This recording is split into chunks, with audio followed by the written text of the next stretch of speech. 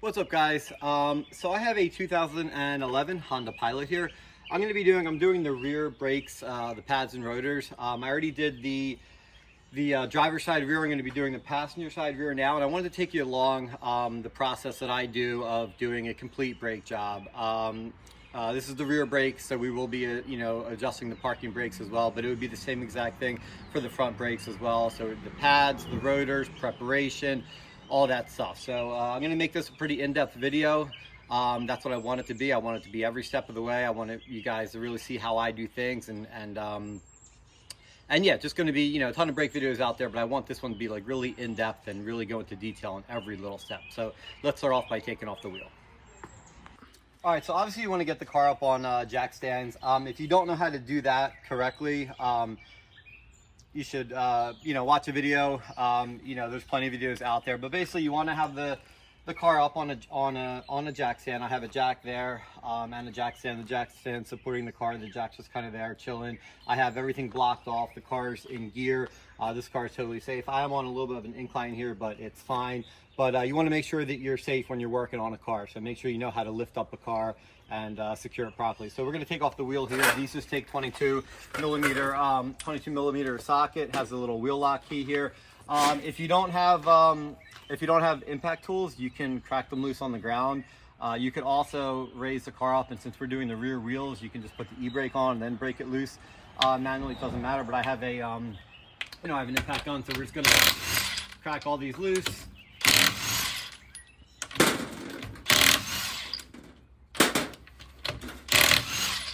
Wheel lock key. You can use an impact on these. You just have to be careful. You got to make sure it's seated, or else you will destroy it. There we go. And then the wheels come right off. All right. So now on to the next. All right. So some rotors have these little screws. They're just hold down screws. So what you got to do is you got to get yourself an impact driver. Sometimes you can use a regular screwdriver. It depends on how rusted they are in there. Here in the Northeast, sometimes they're really stubborn to come out. Sometimes you get lucky. So an impact driver just kind of ratchets over as you hit it, so it helps. You're hitting it and turning it at the same time. So these, we'll see how stubborn these are. This one looks like it might be a little stubborn. There we go. And then this one as well. That one wasn't too bad. Then you're going to take these out and you're going to save them. Some people don't reuse them. You don't have to reuse them. All they do is hold down the rotor when you're installing the rotor. I do reuse them. I think you should reuse them. So I'm going to take these out and I'm going to save them. And then the next thing we're going to do, is just go right on to this here, is, so before you take the caliber off, you're going to want to just stick a little screwdriver in here and compress the piston a little bit, because right now the piston is pretty much sandwiching the pads to the rotor. So I just take a piston in here, a flathead screwdriver in here, and I'm just going to compress the piston a little bit. Just get a good little bite here.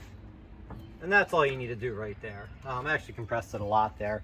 So now that we compressed it, we're going to zip off the two caliber slide pin bolts.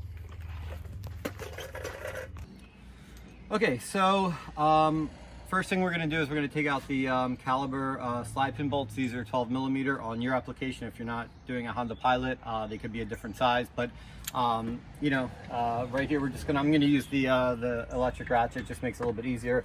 Going to break them free. Get that one out. These are little M8 by 1.25 maybe, little bolts. Then we're going to get this one down here. Make sure you have it, have your socket seated on it, obviously. Okay, so we have these two out. Now we're going to set these to the side. Now usually I normally use, do I have these here? No. I usually use it's called a caliber hook, and what that does is it hooks onto the caliber, and a lot of times there's a spring here that you can kind of hang the caliber by. Basically, you never ever want to hang the caliber by the hose. You can damage it, and you don't want to do that. So on this one, I don't really have any place to hang it by, but this sway bar right here is actually a perfect spot for me to mount this up securely, and you can see that the hose isn't being stretched and it's on there pretty tight. So next up, we're going to actually remove the bracket. All right, next up, we're gonna take out the caliber bracket bolts. These take, on this car, 17 millimeter. Usually these are in there tight, and they usually, sometimes they have Loctite on them, so you might wanna get yourself a bigger ratchet for these. So again, we're just gonna make sure that it's fully seated on there, give it a good tug, and that one broke loose pretty easily. And then we're gonna do the top one as well, right here, make sure it's seated, give it a good tug, and once they break free, we're just going to ratchet them out all the way and take the bracket off. You don't need to watch me ratchet it out all the way, but yeah, you can. All right, so with the bracket off, so luckily this one's just going to come off, but a lot of times that doesn't happen. There's three things you can do to get a stuck rotor off. One is you can strike it with a hammer, loosen it up a little bit. If that doesn't work, they have two if you come in here. These are usually M8 by 1.25 threaded holes, and what you could do is you can thread a bolt in there and it'll actually hit the backing plate and press out the rotor. That works really well. Or you can, this little cap right here, you can take this cap out, and then there's going to be a little star adjuster. That adjuster pushes the emergency brakes, the parking brake shoes, against the inside of the rotor. And sometimes if they're pressing against this, or there's like a little rust ridge, especially people that don't use their emergency brake, you might have to adjust that back a little bit. But luckily, this one's just coming right off. So this rotor just came right off, and you know, now we're ready to pretty much you know, go to the next step of cleaning and installing the new stuff. All right, so if you zoom in here, anytime I'm doing a brake job, I don't just, you know, slap on the rotor and the pads. I inspect everything. So, you know, I'm looking at the parking brake shoes. These have a lot of meat on them. If they didn't, I would be changing them. I'm looking at the hardware, making sure there's no cracks in the springs, making sure there's nothing hanging loose, just making sure that everything is on there as it should be. Also, you know, when I take off the caliber, I'm looking at the hose, I'm making sure it's not brittle, I'm making sure it's not cracked. I'm inspecting everything. I'm even looking at, you know, looking at the CV axles, looking at the springs. You know, anytime I'm in there working on something, anything else that I can see, you know, looking at the shocks and stuff like that, I always inspect everything. You know, the brake hose going here, these lines, they all look good. They're not rusted. There's no compromises in any of the lines. So this stuff all looks good. But definitely when you do a brake job, look at every part of the braking. You know, look at everything. Look at the hoses. Look at the hardware. Just, you know, take an extra minute to look everything over and make sure it's all good. Okay, so one thing you want to make sure that you do, you're going to be compressing the piston. And what's going to happen is you're going to be compressing brake fluid back into the master cylinder. Now, I know some people, they crack open the bleeder for that. That's fine. If you want to do that, that's not a problem. I don't do that. I've never had an issue not doing it. I'm not saying that one way is better than the other, but anyway, if you're not going to crack open that bleeder valve, you want to make sure that this is not full. Now, if it is full, you want to take a little bit, like a little siphon or, you know, turkey base or whatever, and just extract some of the fluid so the, you know, when you push in the piston, it doesn't come pushing out of the reservoir. Now, I actually did a four-wheel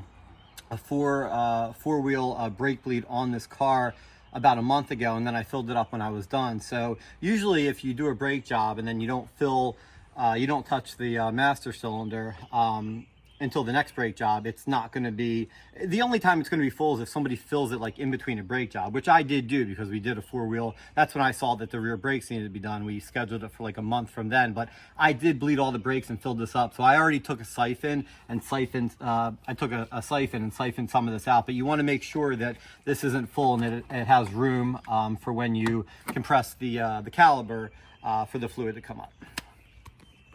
All right, so now I have my bracket and I have my pads on the bench here. Now you want to take note, sometimes one pad is different than the others. So you want to take note of the pads. Now on this car, both pads are exactly the same.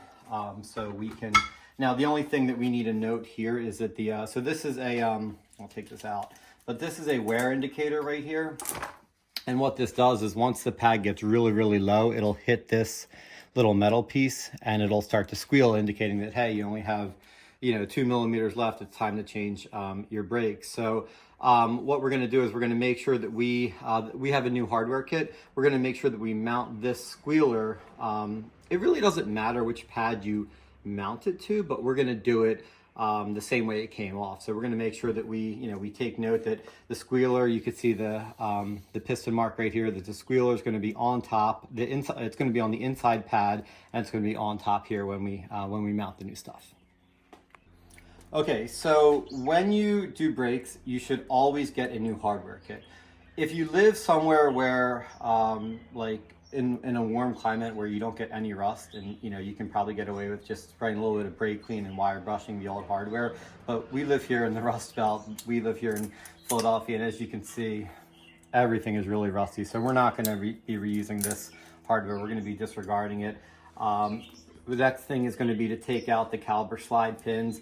We're going to take these out now. Also, make sure that when you're doing these, sometimes one of the slide pins has a little like rubber piece here. It'll look a little bit different than one of the other slide pins. You want to make sure you take note of that and put that back in the same slot. So like I said, I already did the other side, and these slide pins, I can show you when I take them out.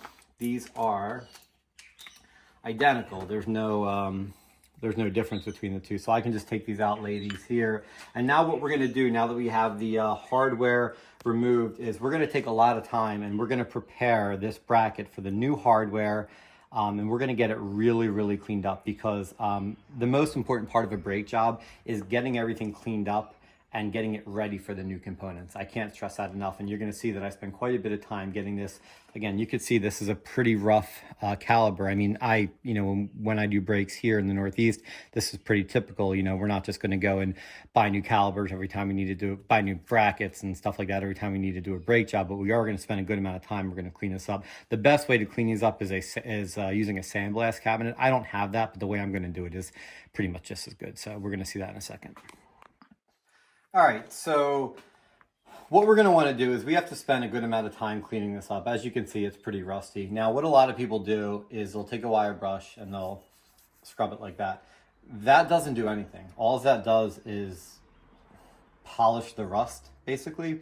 The best way to do this is to put this in a sandblast cabinet and spray it down like that. I don't have that, which is fine. But what you're going to want to do is you're going to want to get a file. I have a couple files here. I have a coarse file. I have one that's not as coarse, and you're basically going to want to file it down. Now, I know there's a correct way to use a file, but for what we're doing here, we're just trying to get this down. What we're doing, and I'm not going to, I'm going to be doing this for probably about 5 minutes on this side, on that side, and we're not going to, videotape the whole thing, but you can already see, if you look in there, that I'm getting down to the bare metal, and that's what we want. So when the new hardware goes in, it's not pushing up against, like the rust isn't pushing up against it. It's not going to squeeze the pads. You want the pads to fit in there nice and nice and effortlessly. So I'm going to spend a good amount of time. I'm going to be using both files. This is a little bit more of a coarse file. This one, I'm going to be using some brake clean. This is actually carb clean. I'm out of brake clean, which is like the first time that's ever happened, but carb clean is pretty much the same thing. And I'm just going to be basically filing this, brake cleaning it, brushing it until I get it down to the bare metal and it's ready to accept the new hardware. So I'm going to take some time doing that, and then we'll pick up after that. Okay, so I spent a good 10 minutes. If you come in and look here, again, it's not the prettiest looking bracket, but you can see that the surfaces are very smooth right here, up on these edges, same thing up here. And for the new hardware, it's going to sit nice and flush against the material. There's not going to be any rust underneath it, okay? So now we're going to put the new hardware on. Now, what you want to do is you want to get, okay, so I know, a big debate on YouTube is what brake parts lubricant to use, especially on the slide pins. So this is what I've always used. I've been using this for forever now, and I've never had, I know some people say, like, especially when they use this on the slide pins, which I am going to use this on the slide pins, that they've had issues with it, like gumming up or something like that. I've never had that issue with this. I'm not saying that there isn't a better caliber slide pin lube.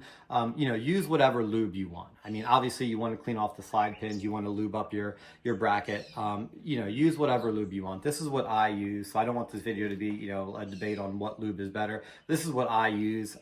There might be a better one out there, but I've always had good success with this. So what you're going to want to do is, number one, cut off this brush. This this lube comes with this with a big giant brush on it, and you take it out and the brush is just, you know, it's just gobbled with lubricant. Buy yourself a pack of, come on over here, of these brushes. 100 brushes on Amazon for, I don't know, $5. And then what you do is you have nice control. So you take the brush, you dip it in here, and you have nice control of the grease. And, you know, basically, you know, if you had that big brush, it'd be, you know, you can do it neatly, but this right here is going to do it really neatly, and you don't need a lot. I see a lot of people putting a ton of lubricant on the stuff, and you don't need that much. You just need to coat it like this, and you can see the little brush really lets me get into the areas, and you don't see any you know, kind of like dripping off to the side or anything like that. It really does a good job of just getting it to where I need to be. So after doing this side right here, okay, so you see everything is nice and lubed up there, it's clean. We're going to install the first piece of hardware. Now this goes on like this, and if you did a good job cleaning this up, this should snap into place pretty easily, and this one did. You can see that it's sitting completely flush. It's snapped in there nice and firmly, and it looks really good. So now what we're going to do is we're going to do the same thing to the other side. I'm not going to videotape that. It's going to be identical to what I just did here, and then we're going to go on to lubing the slide pins. All right, next up is you want to prepare the slide pins for reinstallation. So these weren't seized or anything like that. Sometimes you do get slide pins that are seized, and you got to put it in the vise and you got to kind of knock them out. That's fine. If they get to the point where they're really seized and you got to like really get out the air hammer and knock them out, you really should replace the caliper bracket at that point, because it's just kind of messed up in the board. But these came out really nice, but we're going to clean them up. So we're going to get all the old grease off of these. In fact, before I even do that, what I like to do is I have a little it came in a kit. If you can look over here, I have a bunch of different you know, different brushes on here, and what I do is I just hook this onto the onto here, and what I do is I'll spray a little bit of brake clean. I know it's just card clean, but same thing in here, and then what I'll do is I'll take my brush and I'll scrub. What I see a lot of people do is what they'll do is they'll take out the slide pins and they'll just put new grease on the slide pins, but they're not getting out all the gunk in here. So you really want to do it again. Like I said, I spend a lot of time on cleaning everything. You know, cleaning part of a brake job is the most important part of the brake job. It does take a little bit of extra time, but it will make the brakes work better and last a lot longer. So you're just going to keep on doing that. You know, spray a little bit more brake clean in there. These actually felt pretty good. Like when I was running that in there, it felt pretty good. Like I didn't really feel any resistance. Yeah, this feels pretty good. So now that these bores are nice and clean, what we're gonna do is we're gonna clean off the slide pins. So we're gonna wipe these down, get these nice and shiny, just like that. And then again, using my nice little brush here, you don't need to, you know, kill this with grease. You just need a nice solid coating. Again, I've seen a lot of people and they just, you know, they just put a ton of this on there. You don't need that. You know, I'm going to put a, you know, nice liberal coating on it, but I'm not going to go overboard. So you see, and you want to make sure that you get it up here by the, I guess the ear, for lack of a better term. Okay, so this looks nice and neat. All right, I'm happy with that. Okay, so you can see that it's all lubricated. It's got enough lubrication, but it's not, you know, it's not, you know, it's not too much. And we're going to put that in here. And then what you want to do is you want to make sure that the boot seats on here. Sometimes it doesn't seat and it gets pinched. As you can see, this boot did seat on this side pin really nicely. And this, you can see, pushes out effortlessly. So that's perfect right there. So now I'm going to do that on the other slide pin, and then I'm going to do a couple more things to prep this, and we'll be ready to put it back on the car. Okay, so another thing that I like to do is these caliper bracket holes, a lot of times there's Loctite in these. Now in this one there wasn't. They came out pretty easy, but it's always been my habit. I have a full, if you can see, thread chaser kit, and I use this all the time. This is one of the best tools, one of the best sets you can have if you don't have it in your toolbox. Because what I do is I take a chaser and I just run it through the, I have a little nut driver here, and I just run it through the holes to get it nice and clean. Now this one I don't even really need to do because there was no Loctite on it, and you can see it's just running through effortlessly. But again, this is just what I do on every brake job. You know, when you develop a, yeah, I'm just running this in by hand, but you develop a process that you do, and you want to, when you find something that really works, you want to, you want to stay with that. You want to stay with that method. If there was, let's say like sometimes they come out and there's like some idiot, sorry, I don't mean like idiot, but somebody put like red Loctite on these bolts, and they come out and there's just, it's red Loctite is like, it's like JB Weld, and you got to really, you got to spray it down. You got to run this in, run it out, run it in, run it out. And, eventually you do get the threads cleaned up. But again, I just like to run a thread chaser through these holes to make sure that they're nice and clean. This one is. And then also one more thing is, again, these bolts are nice and clean. You got a little bit of rust on the end of them, no big deal. But again, just a habit. I take I take these bolts over here, if you can zoom into the wire wheel, and I clean off the threads. So that way when we're done, I'll just do one of these.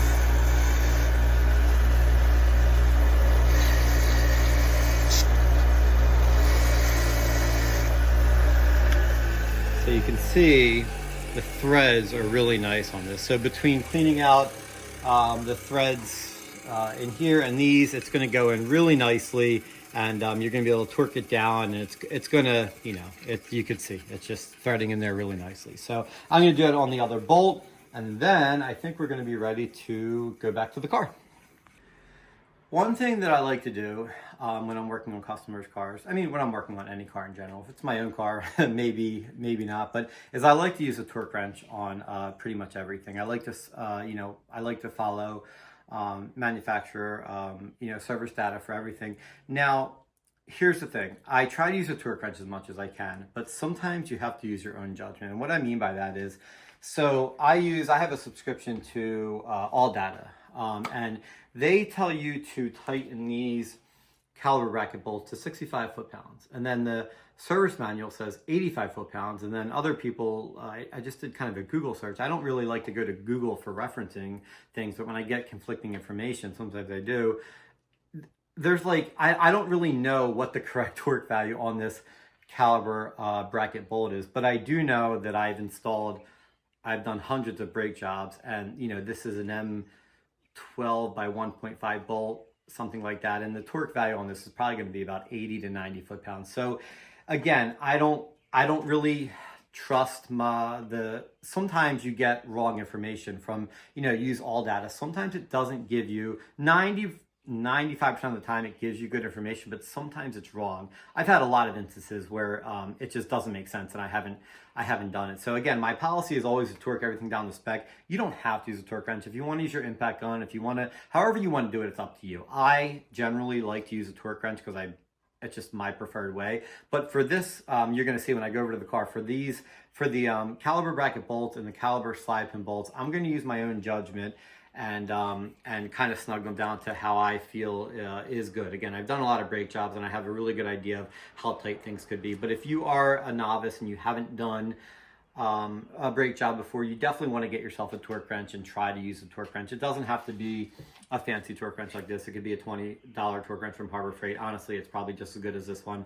But again, I just wanted to kind of add that I normally would be using a torque wrench, but in this case, because I have like conflicting information on how tight this is supposed to be, I'm just going to use my judgment and tighten it down how I feel is appropriate. Okay, so Malcolm, come here, sit.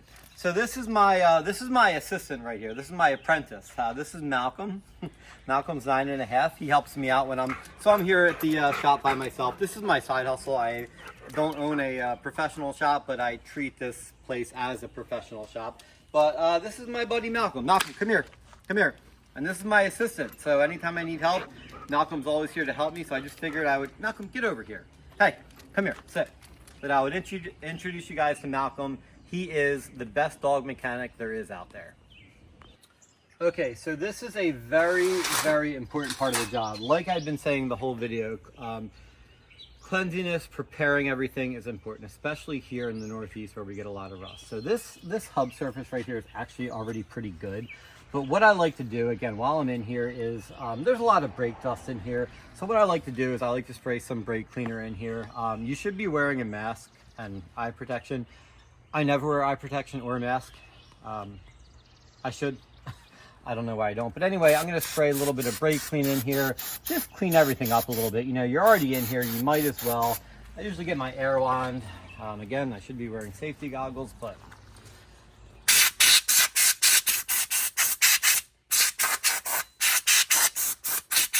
All right, now everything's nice and clean. Now, here is maybe the most important part of the brake job. So the rotor is going to sit on this hub right here. Now, if there's any kind of buildup, this hub actually looks really good. I mean, we're still going to clean it, obviously, but sometimes you take off rotors and these hubs have a lot of buildup, especially around the ring right here, just along the whole hub. If you put the rotor on here and there's any kind of buildup, what's going to happen is that rotor is going to have a little bit of, it's not going to sit on there perfectly flat, and it might have a couple thousandths of an inch of run out. And what's going to happen with that is the rotor is going to wear unevenly when you put on the new pads, and you're literally going to get half the life out of your new pads because you didn't prepare this surface. So what I like to do is I have a drill here, and this disc right here goes around the stud. So it goes around the stud, and you're going to see it does a beautiful job right there of you know, making it look really good. And you can actually, what I do is I have a die grinder with a bunch of different like wheels on it that you can run around the whole thing, but this actually does a great job. So what I'll do is I'll run this around the whole hub right here, and you can keep the video going so you can see how nice this looks when we're done.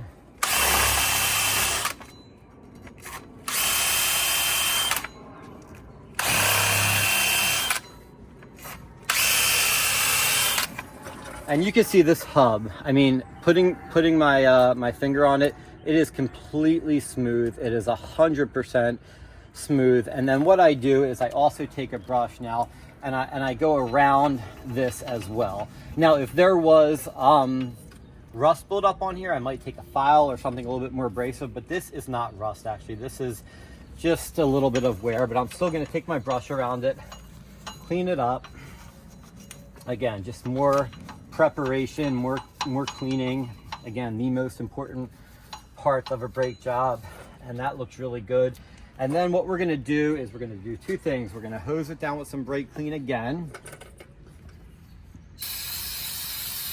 All right, that looks really nice. We're going to spray it down here.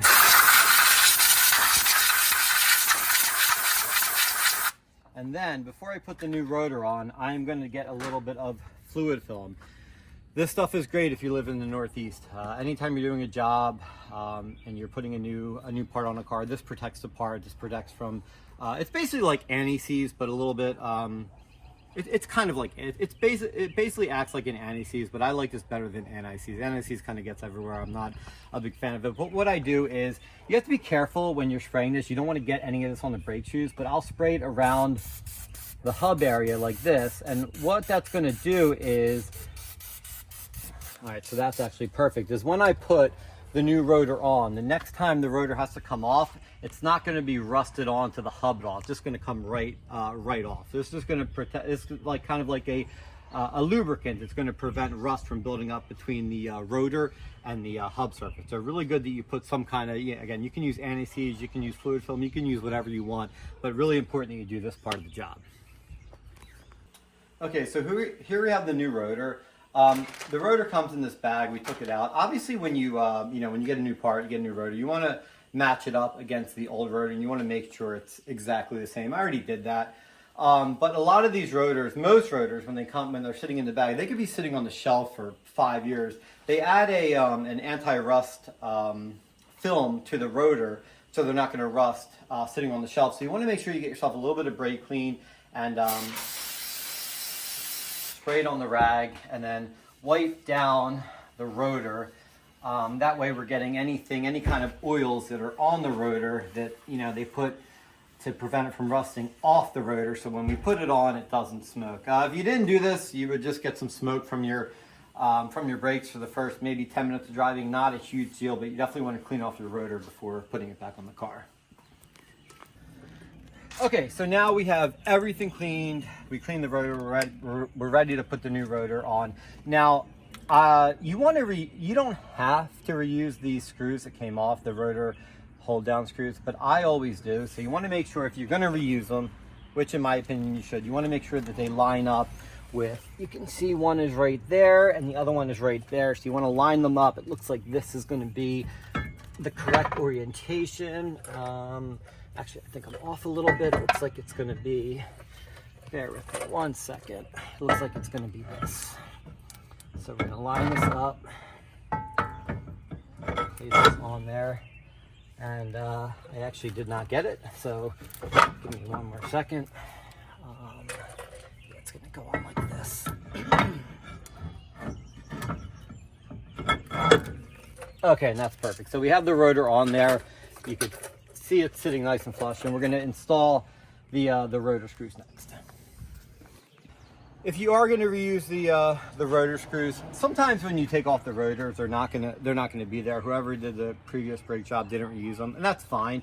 But if you are going to reuse the rotor screws, what you want to do, and again, especially here in the Northeast, is just add a little bit of anti-seize on the threads, because if they do get rusted in there, they can be a pain in the butt to come out. Sometimes you end up having to drill it out. It's not a big deal. I mean, they come out, but you add a little bit of anti-seize. That way, the next time you do the job, they're going to come out nice and easy. So you screw these in. One's going to go in right here, and you don't need to. All these are doing is holding down the rotor. You know, the wheel's going to be sitting on there. They're not going to back out. So you just put them on there, hand tight, and that's it. And we're going to do the other one the same way. And then now that the rotor is, if you weren't using the rotor hold down screws, or let's say you were doing a job where it didn't, you know, they weren't there or whatever, what you can do is you could take like a lug nut, and you can, so you want the rotor to be sitting nice and flat, so that way when you mount the bracket, it's not like, kind of like moving around. You could take like an old, not an old, but like one of your lug nuts and run it down. You want the rotor to be sitting nice and flat when you install the caliper bracket, and the hold down screws, you know, they're there to do just that. So now that we have the hold down screws done, what we're going to do is we're going to adjust the emergency brake, parking brakes next, and I'll show you how to do that. Okay, so now that the rotor's on, we want to adjust the parking brake shoes. Now how that's going to work is there's a little star wheel adjuster, and what that does is when you go in one direction, it expands the parking brake shoes out, and the other direction it kind of brings them in. Now you can use this tool right here. Nobody uses this, and I actually don't recommend using this because it's really hard to. So what this tool does is, so the manufacturer is going to generally recommend when you're adjusting the parking brake about 1/1000th or maybe like 2/1000ths of an inch of clearance between the shoes and the inside of this rotor.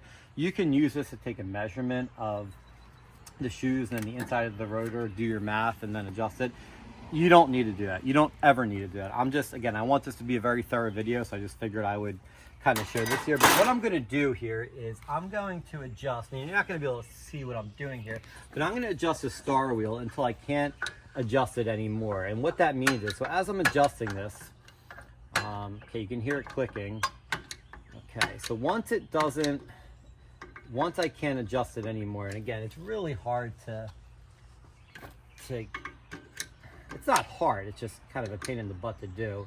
So right now, it won't go anymore. So that means that the fact that I can't adjust it anymore, that means that the parking brake shoes, you can see I can't turn it, have made contact with the inside of this drum. So now what I'm gonna do, and this part could be a little tricky, is I'm gonna back it off a little bit, because obviously we don't want to leave it like that. So I'm gonna back it off about 3 clicks, maybe 4.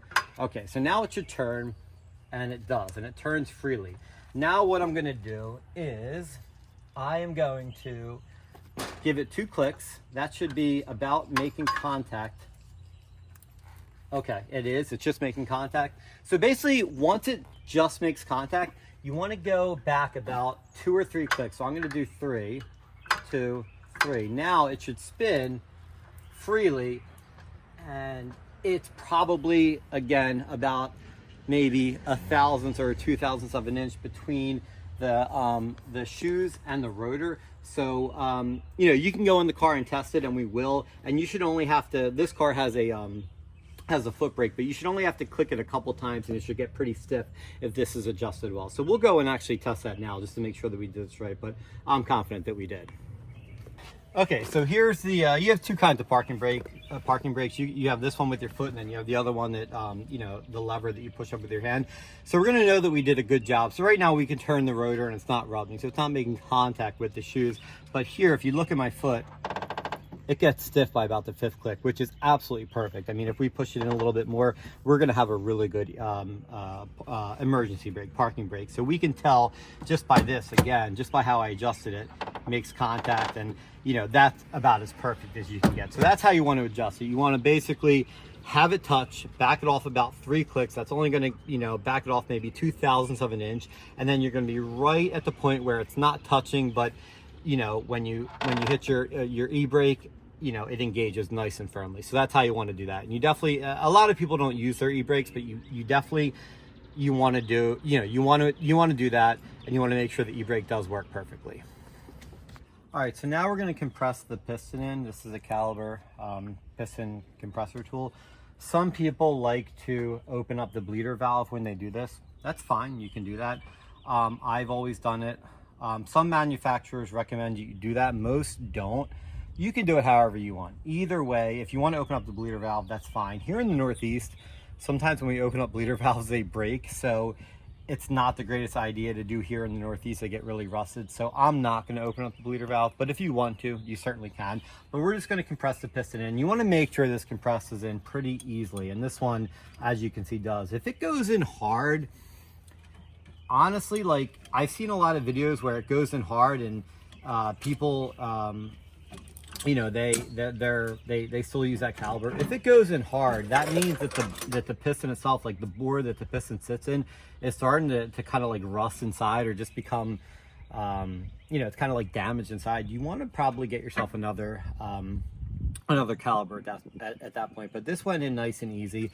Now also, what you want to make sure is, if you zoom in here a little bit, when you compress this, you want to make sure that the boot is sitting flush. So if like part of this boot was sitting out, what you want to do is you'd want to take a little pick and just get under it a little bit, and just kind of like there, you know, kind of press it in and get the air out. You don't want this boot to be protruding out, because if it does, it's gonna, you know, it's gonna tear, and it's gonna compromise the seal here. So you can see right here that this is, you know, this is pushed in perfectly. Now what we're gonna do, just like we spent a good amount of time cleaning the bracket. Now this is actually in really good shape. If you zoom in here, can you see like the surface right here? This is actually perfect right here, and the caliber, the piston itself is actually perfect. So I am still going to clean it a little bit, but this isn't gonna, I'm not going to need a file for this or anything like that. I'm just going to brush it down, spray it down with some brake clean, and then we're going to put the bracket on and we're going to reinstall everything. All right, so we're going to be installing the caliber bracket bolts. Like I said, I normally would use a torque wrench for this, but the fact that I've seen like 3 different torque values for this, I don't really know which one is correct, so I'm going to use my better judgment. With this, where's my my go-to ratchet? I'm going to use my other ratchet. With my ratchets, like this ratchet and especially my other ratchet, I have a really good feel of how tight something is. I've been using these ratchets for a long time, and I've been doing brake jobs for a long time, so I know I'm not going to over tighten it or under tighten it. But anyway, we're gonna add a little bit of blue thread locker. You don't need a lot, you just need a little bit. All this prevents, it just ensures that you know, there's a lot of vibration that goes on in the brakes and the suspension and stuff like that. This is just going to ensure that when we tighten it down just a little bit like that, that it's not going to back itself out. It's going to have a nice seal. So I'm going to install the caliber bracket. I'm going to tighten these down, and then we'll get the caliber and the pads back on. Okay, so I have the inboard, the inner pad seated. You're going to know you did a good job installing the hardware and everything like that if the pad fits in pretty easily. This hardware kind of sits out a little bit. It's a little bit more of a snug fit than some of the other hardware that I've used. But anyway, you want to seat this as far outwards as you can, so like right there. And then you want to seat this kind of a, there we go. You want to seat this in. So that basically, I just took it out, but you can see that, so it's kind of and it moves in there. So you could see that it fits snug, but it moves freely, and that's exactly what you want. You don't want to have to jam it in there, not you know, and for it to be sticking, but you don't want it to be like floating in there easily. This was actually perfect. So again, it was a snug fit, but it, you know, it fit in there nice and smoothly, and you know, that's what you want out of it. All right, so the last part that you're gonna lube is, so I already cleaned the caliper, is you're gonna lube the contact surfaces. So that's gonna be this piston right here. And again, we're just putting a nice thin coat on it. And then these ears right here, just a nice thin coat. That's all you need. Let me put this back. And then we're gonna fit this on there. We're gonna make sure that our brake hose is oriented correctly. We're gonna fit this on there, move the slide pins in. And then what we're gonna do is, so this might be a little controversial, but I add, and I've always been doing this and I've never had an issue with it. Where's my, so I add, for these caliber slide pin bolts, I just add the smallest amount of thread locker, just like that. A lot of people don't do that, and you don't have to do it. You don't have to do it at all, but it's not going to make or break anything, just adding a little bit of blue Loctite. I just like to know that, you know, nothing's going to back out. So I add a little bit of Loctite to these. Again, I know a lot of people don't do that, so you don't have to do that if you want to, but this is just my preferred way of doing it. So I'm going to install these, snug it down, and then we're pretty much going to be complete. Okay, so everything is done. You know, every time you're done with the job, you want to, you know, go over everything, make sure you did everything right. The brake hose is good. The caliper bracket's torqued down, everything's clean, the pads fit in there well. The caliper slide pin bolts are torqued down. Everything is lubricated, everything is you know, everything is cleaned, everything is done right.